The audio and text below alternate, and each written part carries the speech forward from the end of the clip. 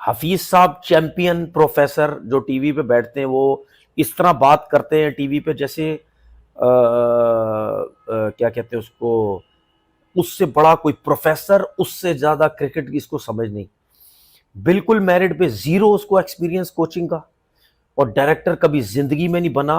और अगर अब उससे पूछो ना, वो देखना बातें क्या करेगा। मैंने क्रिकेट नहीं खेली 17 साल 16 साल, क्या मुझे कोचिंग का आइडिया नहीं है? सही है। और जब ये टीवी पे होते हैं तो सिस्टम और मेरिट की बातें समझा रहे होते हैं, खुद बिल्कुल जीरो मेरिट पे है। तो भाई आज हफीज साहब ने, क्योंकि वो कंट्रोवर्सी चल रही है कि भाई शाहीन ने खुद रेस्ट किया या मांगा या उसको रेस्ट कराया गया, तो हफीज साहब ने प्रेस कॉन्फ्रेंस में उसको क्लैरिफाई करने की कोशिश की कि नहीं जी, और फिर अपने ऊपर ली कि जी मैं समझता हूं मैं नहीं किसी प्लेयर को जाया होने दूंगा, किसी प्लेयर को खराब नहीं होने दूंगा, और मैं समझता था कि उसकी बॉडी अभी बहुत वो हो चुकी है, वो थक चुका है, वो फला है, वो ढिमकाना है, तो इसलिए हमने उसको टेस्ट में रेस्ट। अबे ऑस्ट्रेलिया में टेस्ट मैच तुम खेल रहे हो, मतलब क्या गिल्ली डंडा खेलने को तुम ऑस्ट्रेलिया में, जो तुम शाहीन शाह अफरीदी को रेस्ट करा रहे हो? यानी मैं आपकी बातों से जो समझा हूं कि पाकिस्तान की हार के जिम्मेदार सिर्फ हफीज ही है। This is what I can get out of your argument. Pakistan की हार का जिम्मेदार मैं और शान मसूद है, हफीज दूध का धुला है। मुसीबत यह है कि जब मैं वक्त से पहले कुछ भी बताता हूं, अगर हफीज को बाहर निकाल दे तो हम जीत जाते, या वो ना होता तो हम जीत जाते। जय हिंद दोस्तों, पाकिस्तान ब्रेकिंग न्यूज चैनल में आप सभी का हार्दिक स्वागत। पाकिस्तान 3-0 से ऑस्ट्रेलिया में सीरीज हारने के बाद पाकिस्तानी मीडिया ने अपना सारा गुस्सा मोहम्मद हफीज पर निकाला। पाकिस्तानी मीडिया का कहना है कि मोहम्मद हफीज के कारण ही पाकिस्तान ऑस्ट्रेलिया में जाकर 3-0 की शर्मनाक हार ले पाया, क्योंकि मोहम्मद हफीज के डिसीजन इतने ख़राब थे कि वो ऑस्ट्रेलियन कंडीशंस के लिए सूट ही नहीं कर रहे थे। जहां पर उन्होंने सबसे पहला खराब डिसीजन ये लिया कि उन्होंने चैलेंजिंग विकेट पर सरफराज अहमद को विकेट कीपिंग करने के लिए उतार दिया, और सरफराज अहमद पूरी तरह फेल हो गए।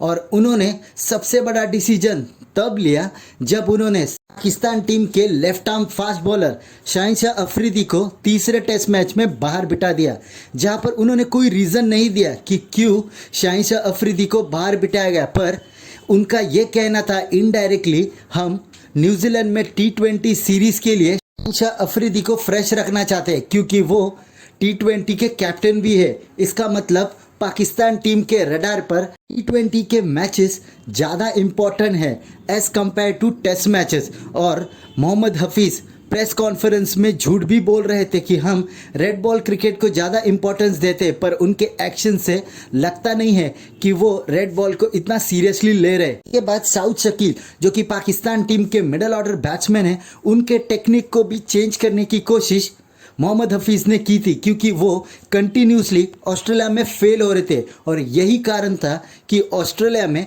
पाकिस्तान को इंसल्टिंग डिफीट मिली। तो क्या मोहम्मद हफीज़ पाकिस्तान टीम के डायरेक्टर नहीं होते तो क्या वो टीम ऑस्ट्रेलिया में जाके जीत पाती? ऐसे ही वीडियो को अंतिम तक देखते रहिए, लाइक कीजिए, शेयर कीजिए और सब्सक्राइब कीजिए हमारे चैनल को, और बेल आइकन दबाना बिल्कुल भी ना भूले। और आपकी जो भी राय हो उसे कमेंट बॉक्स में ज़रूर दें। धन्यवाद। हमारे मुल्क की बदकिस्मती है, यहाँ पे लबड़ गबड़, यहाँ इसके चेहरा देखे साजिश इसके मुंह से टपकती है हर बार। इसने इसका पूरा कैरियर आप देखे कंट्रोवर्सी से भरा हुआ है, कभी किससे लड़ाई, कभी किससे लड़ाई। अब पाकिस्तानी टीम को डिसमेंटल करने, पाकिस्तान टीम को तबाह बर्बाद करने, पाकिस्तान टीम को टुकड़े टुकड़े करने, और इसका जिम्मेदार हफीज से ज्यादा ये ढिल्ला कोर्ट है, और उससे ज्यादा ये हुकूमत वक्त है जो इसे टाइम पे टाइम 6-6 डायरेक्टर मीडिया है, 25-25 एडवाइजर है, 500-500 जो जरा सा बोलता है उसको जवाब दे देते हैं पीसीबी में। इनके अब्बा जान का पैसा। कोई पूछे हफीज की क्या क्वालिफिकेशन थी, इसे कोच और डायरेक्टर बना दिया। और डायरेक्टर का ये काम कहां से हो गया, या कोच का, कि आपकी बैटिंग टेक्निक चेंज करा दे, आपकी बैटिंग स्टाइल चेंज करा दे, बाहर से बैठ के पूरे बैटिंग ऑर्डर की मां बहन कर दे। किस गधे के बच्चे ने इसको ये इख्तियार दिया? और सबसे बड़ी बात, अपने मेन बॉलर को रेस्ट करा रहे बकौल हफीज के। भाई आज हफीज साहब ने, क्योंकि वो कंट्रोवर्सी चल रही है कि भाई शाहीन ने खुद रेस्ट किया या मांगा या उसको रेस्ट कराया गया, तो हफीज साहब ने प्रेस कॉन्फ्रेंस में उसको क्लैरिफाई करने की कोशिश की कि नहीं जी, और फिर अपने ऊपर ली के जी मैं समझता हूं मैं नहीं किसी प्लेयर को जाया होने दूंगा, किसी प्लेयर को खराब नहीं होने दूंगा, और मैं समझता था कि उसकी बॉडी अभी बहुत वो हो चुकी है, वो थक चुका है, वो फला है, वो ढिमकाना है, तो इसलिए हमने उसको टेस्ट में रेस्ट। अबे ऑस्ट्रेलिया में टेस्ट मैच तुम खेल रहे हो, मतलब क्या गिल्ली डंडा खेलने को तुम ऑस्ट्रेलिया में, जो तुम शाहीन शाह अफरीदी को रेस्ट करा रहे हो? दिमाग सही है? और फिर उसका मतलब मिसलीड कर रहे हो लोगों को ये कहकर के नहीं जी वो T20 के लिए तो हमने उसको रेस्ट नहीं कराया, हमने ऐसे ही रेस्ट कराया क्योंकि उसकी बॉडी जो है वो लोड नहीं ले पा रही थी। किसको ये कहानियां सुना रहे हो यार? T20 के लिए रेस्ट करा रहे हो ना, इसलिए क्योंकि आपकी सोच है कि हम न्यूजीलैंड में, हम T20 में अच्छे हैं, हम न्यूजीलैंड को हरा दें T20 में तो वाह वाह हो जाएगी कि चलो जी पाकिस्तान जीत के आ गया। और जो आजकल के हमारे जो न्यूबी क्रिकेट फैंस हैं, सोशल मीडिया वाले, वो भी ऐसे ही हैं, वो भी T20 पे ही पलते हैं, तो उनकी नजर में T20 ही सारी क्रिकेट है, बाकी कोई क्रिकेट ही नहीं है। तो ये इस वजह शाहीन को रेस्ट कराया, मतलब कोई सेंस बनता था यार? पूरी दुनिया कह रही है कि यार आपका ये एक टेस्ट मैच है, you had a very what do call it realistic chance of winning here, and you choose to sit your main bowler because his body, according to you, his body was not taking this. अबे एक match और वो खेल लेता अगर वो, मतलब वो जो तीन है स्टार्क, हेजलवुड, पैट कमिंस, जो कि मतलब 130 के करीब है, एक बाकी 230 के ऊपर है, वो कैसे भाई पूरे साल खेल रहे हैं, जरा मुझे बता दो। हफीज साहब चैंपियन प्रोफेसर जो टीवी पे बैठते हैं, वो इस तरह बात करते हैं टीवी पे जैसे क्या कहते हैं उसको, उससे बड़ा कोई प्रोफेसर, उससे ज्यादा क्रिकेट की इसको समझ नहीं।